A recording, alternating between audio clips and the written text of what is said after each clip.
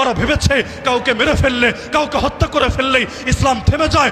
আল্লামা দেলোয়ার হোসেন সাঈদ রহমাতুল্লাহ আলাইহি জীবিত থাকলে আজকে হয়তো এই মাহফিলেও তিনি হাজির থাকতেন। আল্লাহর বান্দাকেও নির্মমভাবে শহীদ করা হলো। কিন্তু শুনে রাখো জালেমরা, শুনে রাখো আল্লাহর দুশমনরা, শুনে রাখো তাগুতরা, তোমরা একজনকে মারবা 10 জন তৈরি হবে, 10 জনকে মারবা 100 তৈরি হবে, 100 মারবা 1000 তৈরি হবে। মনে রেখো যে দিন বিজয়ের দায়িত্ব নিয়েছে আল্লাহ, এই দিনকে থামাতে পারবা না। আপনি দেখবেন বর্তমান বাংলাদেশে, বর্তমান বিশ্বেও এমন বহু লোক পাবেন যারা ভালো করেই জানে কোনটা হক, কোনটা বাতিল, কোনটা সত্য, কোনটা মিথ্যা, কোনটা সঠিক, কোনটা ভুল, কিন্তু জানার পরও, বোঝার পরও মানে না, শুধুমাত্র এ কারণে আরে অন্যের ভালো যদি মেনেই নেই তাহলে আমার দিন শেষে কি হবে? ওরাই তো এগিয়ে যাবে, আমি তো পিছিয়ে যাব।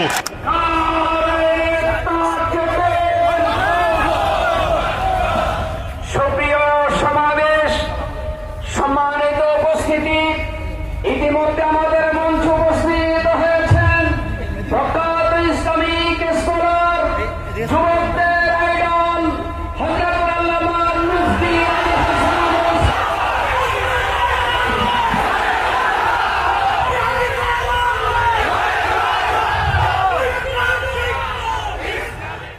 যার স্মরণে আজকের এই মাহফিল মুহাম্মদুর রাসূলুল্লাহ সাল্লাল্লাহু আলাইহি ওয়াসাল্লাম, আল্লাহ রাব্বুল আলামিন নিজেই তার জন্য এমন পারফেক্ট একটা নাম নির্বাচন করেছেন যেই নামেরই কোনো তুলনা হয় না।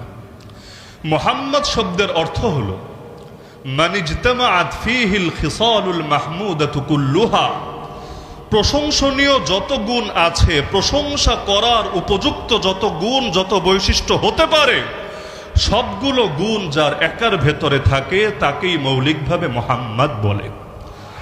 আমরাও তো অনেকে নিজেদের নামের সাথে মোহাম্মদ লিখি অথবা বরকতের নিয়াতে সন্তানদের নাম মোহাম্মদ রাখি, কিন্তু আমরা সকলেই এটা বিনা দ্বিধাই স্বীকার করি যে এই নামের উপযুক্ত এই পৃথিবীর বুকে যিনি একমাত্র ছিলেন তিনি হলেন মুহাম্মদুর রাসূলুল্লাহ সাল্লাল্লাহু আলাইহি ওয়াসাল্লাম।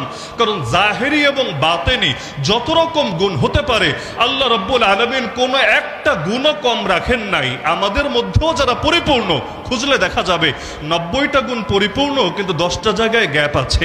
এক জায়গায় অনেক এগিয়ে কিন্তু আরেকটা জায়গায় তার দুর্বলতা আছে। পৃথিবীর সবাই এমন, কেউ দেখতে অনেক সুন্দর কিন্তু ভেতরগত সমস্যা আছে, কারণ ভেতরটা অনেক ভালো কিন্তু বাহ্যিক সৌন্দর্যে একটু ঘাটতি আছে। কিন্তু একজন ব্যক্তি এমন যার স্মরণে সাহাবী হাসান বিন সাবিত রাদিয়াল্লাহু আনহু এই বাক্য পর্যন্ত ব্যবহার করেছিলেন, ওয়া আহসানা মিনকা লাম তারা কাত্তু আইনি ওয়া আজমালা মিনকা লাম তালিদিন নিসাউ খুলিকতা মুবাররাআন মিন কুল্লি আইবিন কাআন্নাকা কাদ খুলিকতা কামা তাশাউ। আপনার চাইতে সুন্দর কোনো মানুষকে আমার চোখ কখনো দেখেই নাই, আর দেখবে কিভাবে? আপনার চাইতে সুন্দর কাউকে কোনো নারী কোনোদিন জন্মই দেয় নাই।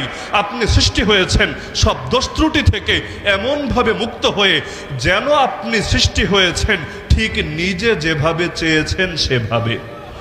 আল্লাহ রাসূল সাল্লাল্লাহু আলাইহি ওয়াসাল্লামের অঙ্গ প্রত্যঙ্গ একদম মাথা থেকে নিয়ে পা পর্যন্ত, প্রতিটা অঙ্গ মোবারকের মধ্যে পর্যন্ত আল্লাহ তাআলা এমন শতভাগ পারফেক্ট করে এগুলো গড়ে দিয়েছিলেন।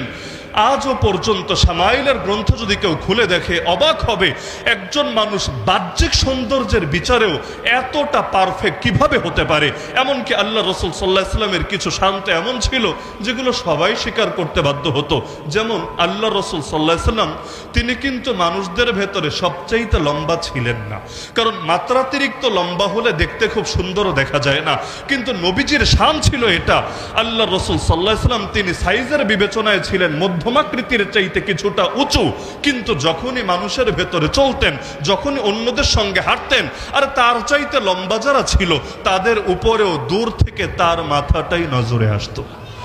আল্লাহ রাব্বুল আলামিন এমন শান তাকে দিয়েছিলেন।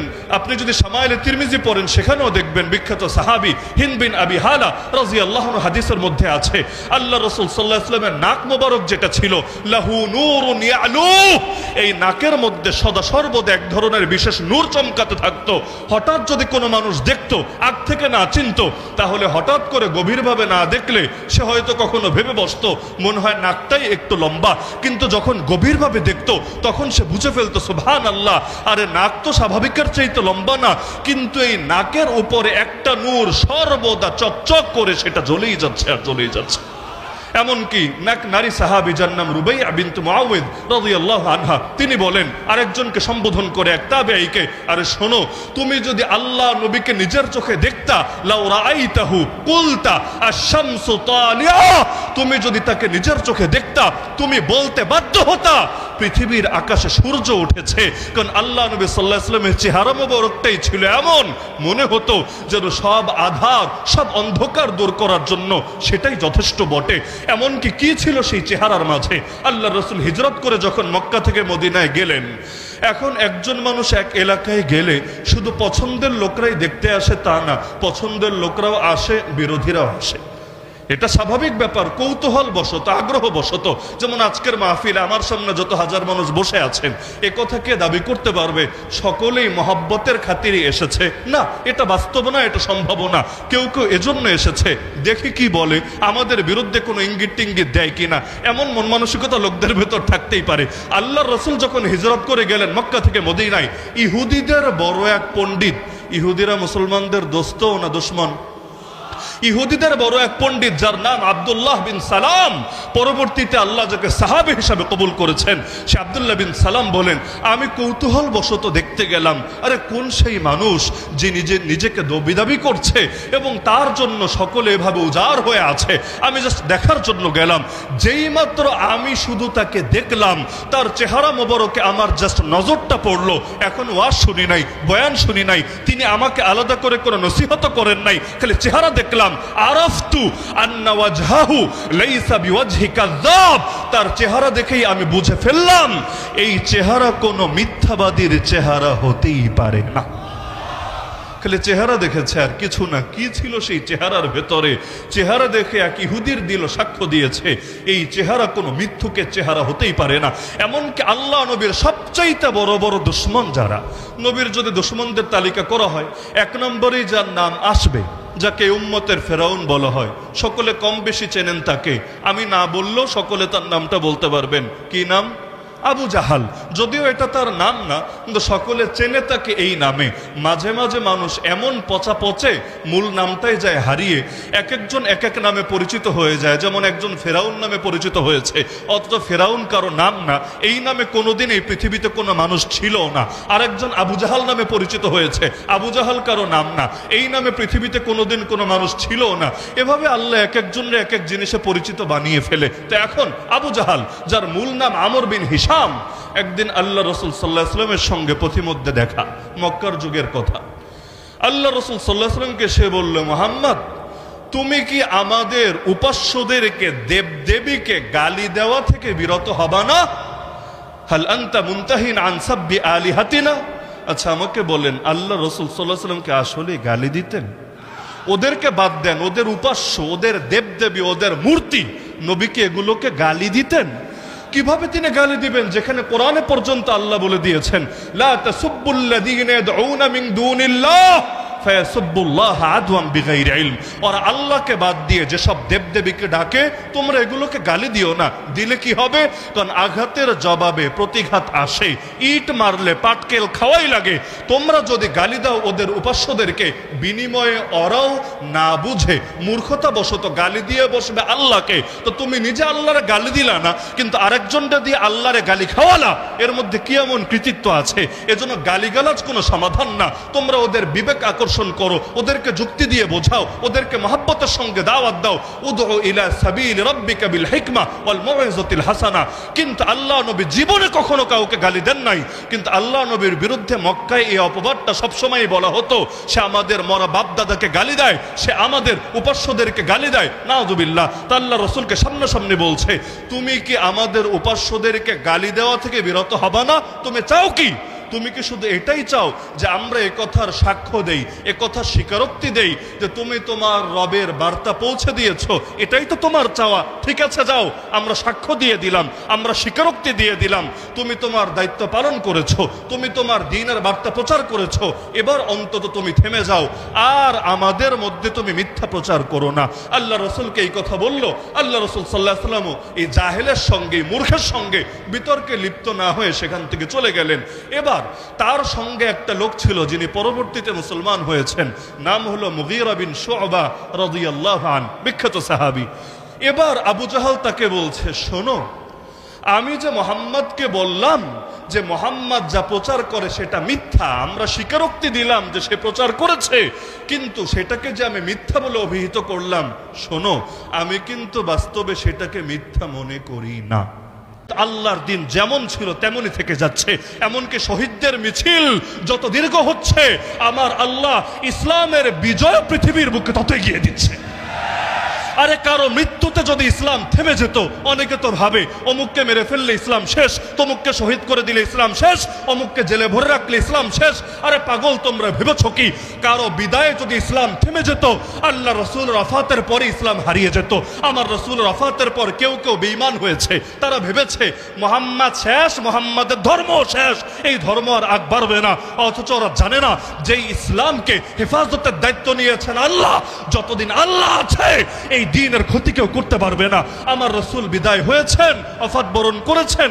হ্যাঁ, আমার নবী আজও জিন্দা হয়ে রওজায়ে আতহারে শুয়ে আছেন, কিন্তু আমার নবী মাটির উপর থেকে মাটির নিচে যাওয়ার পরে কেউ কেউ ভেবেছিল ইসলাম শেষ। ইসলাম শেষ হয়েছে না আরো এগিয়েছে? আল্লাহ রসুল যখন ইসলাম রেখে গিয়েছিলেন মক্কা মদিনা এবং তার পার্শ্ববর্তী কিছু অঞ্চলে, কিন্তু ভবিষ্যৎবাণী করেছিলেন সেদিন বেশি দূরে না, সেদিন বেশি দূরে না, পৃথিবীর প্রতিটা ঘরে ঘরে আমার আল্লাহ ইসলামকে নিয়ে প্রবেশ করাবে। আরে আমার নবী সাল্লাল্লাহু আলাইহি ওয়াসাল্লাম এমন একদিন রেখে গিয়েছেন, বেশি দিন লাগে নাই। আল্লাহ রসুলের পর মাত্র 2 বছর খলিফা ছিলেন আবু বকর রাদিয়াল্লাহু আনহু। এরপর যিনি আসলেন তার নামটাও আপনারা বলেন অর্ধ জাহানের খলিফা। অর্ধজাহান বুঝেন? অর্ধজাহান পর্যন্ত বিজয় যেতে কয়দিন লাগলো? কয়দিন লাগলো? এর মধ্যে আমার আল্লাহ ঠিকই পৌঁছে দিলেন। তা আমার রাসূলের ওফাতের পর যেহেতু ইসলাম থামে নাই, সিদ্দিক আকবর আবু বকর রাদিয়াল্লাহু আনহু খাবারে বিষ মেশানো হয়েছিল, ইসলাম থামে নাই। ওমর ফারুক রাদিয়াল্লাহু আনহুকে নামাজের ইমামতি করা অবস্থায় শহীদ করা হয়েছিল, ইসলাম থামে নাই। ওসমান যুন্নুরাইন রাদিয়াল্লাহু আনহুকে কোরআন তেলাওয়াত করা অবস্থায় শহীদ করা হয়েছিল, ইসলাম থামে নাই। আলীউল মুর্তাজা রাদিয়াল্লাহু আনহু ফজরের নামাজের ইমামতি করার জন্য যাচ্ছিলেন, প্রতিমধ্যে শহীদ করা হয়েছিল, ইসলাম থামে নাই। হাসান রাদিয়াল্লাহু আনহু খাবারে বিষ মেশানো হয়েছিল, ইসলাম থামে নাই। হুসাইন রাদিয়াল্লাহু আনহু রক্তে কারবালার প্রান্ত রঞ্জিত করা হয়েছিল, ইসলাম থামে নাই। আল্লাহ নবীর হাজার হাজার সাহাবীকে শহীদ করা হয়েছিল, ইসলাম থামে নাই। আরে জালেম ইয়াজিদ এসে মদিনার উপর পর্যন্ত হামলা চালিয়ে দিয়েছিল, ওয়াকিয়া হাররা, এই মদিনাবাসী রক্ত ঝরানোর পরও ইসলাম থামে নাই। ইমাম আবু হানিফাকে নিয়ে জেলে ভরা হলো, খাবারে বিষ মিশিয়ে শহীদ করা হলো, ইসলাম থামে নাই। ইমাম মালিক রাহমাতুল্লাহ আলাইহির মুখে চুনকালি লাগিয়ে গাদার পিঠে চড়িয়ে মদিনার অলিতে গলিতে ঘোরানো হলো, ইসলাম থামে নাই। ইমাম শাফিঈকে নিয়ে পর্যন্ত জেলে ভরা হলো, ইসলাম থামে নাই। ইমাম আহমদ বিন হাম্বল রাহমাতুল্লাহ আলাইহিকে একের পর এক তিনজন বাদশাহ জুলুম করে গেল, ইসলাম থামে নাই। ইমাম ইবনু তাইমিয়া কারাগারের ভেতরে লাশ হলেন, ইসলাম থামে নাই। মুজাদ্দিদ আল ফিসানি রাহমাতুল্লাহ আলাইহি জেল খাটলেন, ইসলাম থামে নাই। এরপর রক্তের দরিয়া শুধু বয়ে যাচ্ছে বালাকোটের প্রান্তরে। কই পরিমাণ সৈয়দ আহমদ শহীদ ইসমাইল শহীদ থেকে শুরু করে কত বুজুর্গানে দিনকে শহীদ করা হলো, ইসলাম থামে নাই। এমনকি কাফেলা চলতে চলতে এখন এই বাংলাদেশে এসে পর্যন্ত কত আলেমকে নির্মমভাবে শহীদ করা হলো। এমনকি কোরআনের পাখি মুফাসসিরে কোরআন আল্লামা দেলোয়ার হোসেন সাঈদ রাহমাতুল্লাহ আলাইহি জীবিত থাকলে আজকে হয়তো এই মাহফিলেও তিনি হাজির থাকতেন। আল্লাহর বান্দাকেও নির্মমভাবে শহীদ করা হলো, ইসলাম থামে নাই। ওরা ভেবেছে কাউকে মেরে ফেললে, কাউকে হত্যা করে ফেললেই ইসলাম থেমে যায়, কিন্তু শুনে রাখো জালেমরা, শুনে রাখো আল্লাহ দুশমনরা, শুনে রাখো তাগুতরা, তোমরা একজনকে মারবা 10 জন তৈরি হবে, 10 জনকে মারবা 100 তৈরি হবে, 100 মারবা 1000 তৈরি হবে। মনে রেখো যে দিন বিজয়ের দায়িত্ব নিয়েছে আল্লাহ, এই দিনকে থামাতে পারবা না।